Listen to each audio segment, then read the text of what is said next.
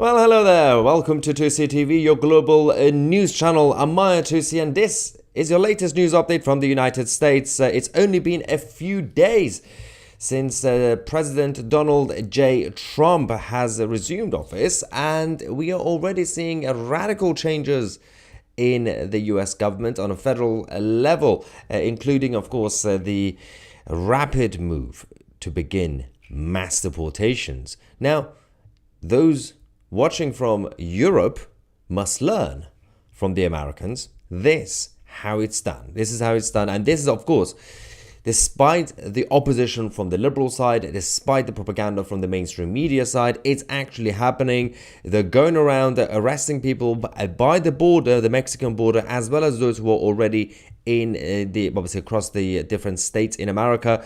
They're all being lifted and taken back. Now, the president has decided to increase the funding to help the authorities to get all the different agencies to work together in order to make this effort actually successful, rather than a gimmicky, a classic politician sort of promise. He doesn't operate like a normal politician anyway, and we know that there will be some in the deep state who will try their best to obviously jeopardize things. Now, the initial statement we had last night was from the ICE, obviously the U.S. Immigration and Customs Enforcement, saying that 538 arrests already were made within a few hours, and there are 373 detainers lodged as well. So all this within the first few hours. That is absolutely impressive, by the way. So considering how difficult this whole operation is going to be over the next few months, a few years, it's not going to be overnight, because, as you guys know, the United States is a huge land, and you can easily get lost in it. You can easily just hide, and a lot of people have been hiding in New York City, but they are also fleeing New York City because obviously ICE and other agencies are going around to hotels and many other places that a lot of the illegal migrants were there staying. They basically got picking them up, so a lot of them had to leave New York City, but this is going to be a massive national effort. So over 500 arrests already. The White House also posted, just as he promised, President Trump is sending a strong message to the world. Those who enter the United States illegally will face serious consequences. Absolutely brilliant. There was also obviously a reaction from the press secretary of the new administration,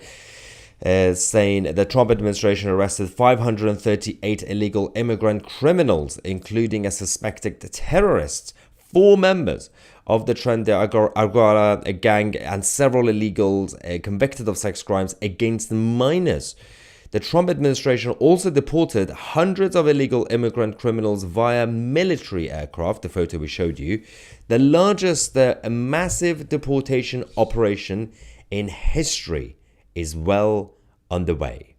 Promises made, promises kept. So one of the main things to discuss is about what could happen next, because obviously President Trump, as I said, they are increasing the funding, but also not just funding, but communication amongst the agencies, different agencies, including DEA and all the others, to work together.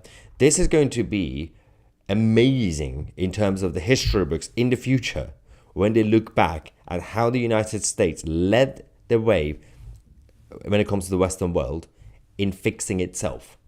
While we have a lot of the Western European countries still sitting around, politicians and bureaucrats having meetings about meetings, saying, oh, what do we do about this problem? Should we just distract the public and just let it happen? While they're doing that, the Americans have found a solution. Now, President Trump, as I said, it has now given the ATF, DEA, and the US Marshal Service the ability to arrest illegals. This instantly added almost 10,000 new federal agents to the deportation squad. Now, this is absolutely impressive. The number of people who are going to be going around the country, but primarily in the southern border, obviously, to patrol the area as well. It's also the best way to do deterrence, because, for example, in the UK, with the Tory government, a few years ago, they came up with this idea of the deportations to Rwanda, the Rwanda plan, which was always going to be blocked by the political left. But the idea was it's going to be a deterrent. The problem with that was that they kind of reveal all the plans. So even if the Rwanda plan was going to actually happen, which it didn't, because when Starmer came into power, Labour Prime Minister, he cancelled the whole thing. Even if it were going to actually happen, because the details of the plan were already publicly revealed, which was, we're not going to be able to send thousands and thousands of illegals. We have a small accommodation for a few hundred people, and we could take a couple of hundred people every now and then to Rwanda. That wasn't a proper deterrent, because we got big waves. Hundreds of thousands of people are waiting to come into the United Kingdom. Well, they say, I'm just going to gamble it. Because the Rwanda plan, even if it had happened, it was going to get full. And then eventually, they're going to give up on me. So I'm going to go into Britain anyway. But in America, they don't do that sort of nonsense. They don't come up with gimmicky policies on the hoof like British politicians. They're doing it in a robust way. So, as part of this whole operation, ICE agents made several high-profile arrests in various US cities.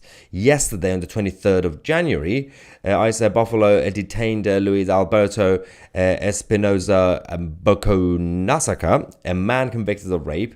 In the same day, they also arrested Christopher Alexander Ramirez Olivia in St. Paul, who had been convicted of sex crimes against minors. ICE Denver also arrested Magdaleno Zenan Hernandez Garcia, who faced charges of continuous sexual abuse, again, when it comes to minors. So there is a massive problem that's been going on for years and years, especially the last few years in America, with the borders being completely open. And these agencies working together, the genius of this is that it's not necessarily just about manpower to go around pick people up. That's not the only thing that they're doing. The communication network that they've created with the federal government means that they know exactly wherever they are. For example, in Denver, they can get in touch with the other agents and say, okay, so who's on the watch list? Roughly how many illegals are we expecting in this area? Who are the high profile ones? And where are the locations we can find them? And they're going around actually picking them up and making it public. Publicizing it is a key point. Now, that is a true deterrent, because you will be named and shamed, and then you will be kicked out. A number of people under the Biden administration were asked to leave. They came back. One of the high-profile criminals was coming back about 3 or 4 times, and now he's gone back home again. Mexico, the Mexican government have realized they have to do something about this mess, because a lot of people are going back to Mexico, right? So they are now building tent encampments. So they're going to have massive camps around the border, but in the Mexican side, to prepare for mass deportations. They know they have to do this. Otherwise, it will be problematic for them and again for the US, because these people are going to try their best to go back. Obviously, the border will be completely secured, unlike what Kamala Harris was doing. The tent shelters will be prepared in just a few days. Trucks carrying what appeared to be building materials for a large tent complex arrived at a spot called El Punto in the North Juarez. The center should be operating within a week. It will provide food, medical checkups, and shelter, and debit card with about $100 on it that deported Mexicans can use to return to their home states if desired. That's good. Perfect. So, with a lot of pressure, the Mexican government had to take some responsibility and say, okay, well, we're going to have to do something now. You're going to send our people back. We're going to have to basically help them reintegrate back into Mexico. Same thing that the UK government should have done with France and Emmanuel Macron. Instead, what we've had over the last few years, both the Tories and Labour, they've been going to Emmanuel Macron, the president of France, politely asking him to help prevent the boats from getting to England, right? And Macron said, okay, sure, I'll try my best. Can you give me a few £1 million? And then you give the money to Macron's government. And after a few weeks and months, we check back. So how's that going? Oh, yeah, it's all right. But, they keep going around the boats. We're trying. We have 4 people patrolling the beaches in France. But there's still the other side. There's some boats there. Unfortunately, we couldn't stop those. But we did stop one. See, we filmed one where we actually stopped one boat. This is the evidence we're doing our job. One boat. And then the UK government said, well, the French seems to be doing all they can. And then the British taxpayer will put more pressure on the British government. And the British politicians will go back to France and saying, okay, can we give you more money? Stop it. Close the borders. Pause immigration, because you have to restart the whole system. While you're doing that, get rid of people. Mass deportations now. Every single illegal migrant must be kicked out. Every single foreign criminal must be kicked out. And then you have to take it to the next level. You have to do that step first. Following that, when you're restarting a proper process for legal migration, eventually, not yet, because you have to pause the whole immigration, then you have to sort out what's going on inside the country. A lot of people who are not integrating, a lot of people who don't like this country, a lot of people who want to do treason against this country. You go and find them and you get rid of them. And for those who say, well, that's easy to say, even France is doing that. Even Sweden, Denmark is definitely doing it. France have been kicking people out of the country for insulting the flag. That's liberal France. Yes, we can do it too. So that's the next step. First step, close the borders, mass deportations. Then you go around and find out who has not integrated. Get rid of them all. We don't need that problem here. Because lack of integration is not really just about, oh, we're going to have segregated areas. Oh, not many people are behaving like British people. That's not the only issue. That leads to more crime. That leads to more segregation and division. Then we don't have a united kingdom. The Americans are bringing back the United States of America, while we are moving towards a divided kingdom. More and more every day. Let's see what you guys are thinking in the live chat. First comment says, show your support for Tutsi and mass deportations by giving the video a like. Absolutely. Thank you. Now, let's go back. Yeah, people agree with my policy. When I'm dictator of the world, I shall do that. That's why they come, the generous welfare. The thing is, I have said this before. One thing is about when we said the welfare system, the political left say, oh, well, we don't really give them much and it's only a few people who get benefits. People think what we mean by welfare, like social security, people think we're just seeing like free money. No. The whole system in the United Kingdom is a welfare. The state is a welfare state. So if you're watching from America, for example, this is a whole different type of country. Everything could be benefits. The healthcare system is basically a welfare system because you don't pay to use it. At the point of use, it's free. So the migrants who come into this country, the healthcare system, as one of the main aspects, that's already a benefit system because they don't pay for that. So it's not necessarily whether we give them £50 or £100 a week cash. That's not the biggest issue. Because you can stop that. But they get accommodation, housing, obviously council housing, that's already free. Well, not free, point of use is free, right? They don't pay for it. Healthcare system is free, schools are free. And when I use the word free, I'm just saying free from the perspective of the migrants. For them it's free. We pay for it, right? So that's what we mean, and that's what Melissa's out but saying we are generous, because the whole country, by default, is a welfare country.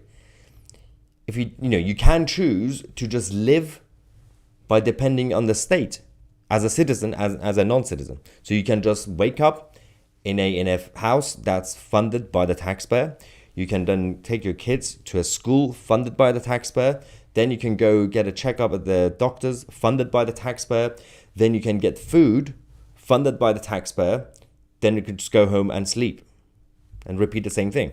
So the country is a welfare country. It's not like the US. The US does have benefits. You got the safety net. If you're in trouble, you get safety net, minimum safety net, so you could get a new job. The whole point of the safety net in America, and it should be, is that for those who can, obviously, not those at the bottom of society, for those who can, it's supposed to be a safety net in case you get into trouble. But it should encourage you to get out of it. But here, we are so generous to foreigners, not even our own British citizens. We got people, homeless people, they're in the waiting list to get a house. They are British people, and they still can't. We got veterans, British veterans, homeless. They're waiting. They're not getting any support. So we have this welfare state prioritizing non-citizens because of the European Convention on Human Rights, because of our weak politicians and our treacherous civil service. That's why we are in this mess, and that's why those who want to make change in Europe, whether it's in countries like Sweden or Germany or the UK, they must look at the best case studies. Look at how you can bring down crime, secure the borders, and bring back harmony. Look at the United States. Look at Argentina. Look at El Salvador. Look how those leaders are doing. Milei, Bukele, Trump. Look how those guys, and soon, yes, soon, our favorite, Polyev in Canada. If it means what he's saying, Canada will be great again. Although Donald Trump just came out earlier today saying, I can prevent tariffs from being imposed onto Canada if Canada becomes the 51st state. Again, he said. Again, he mentioned the 51st state. The guy is the king of trolls. He's so good. Obviously, he's putting more pressure on the Canadians to vote Conservative so that they could fix their country.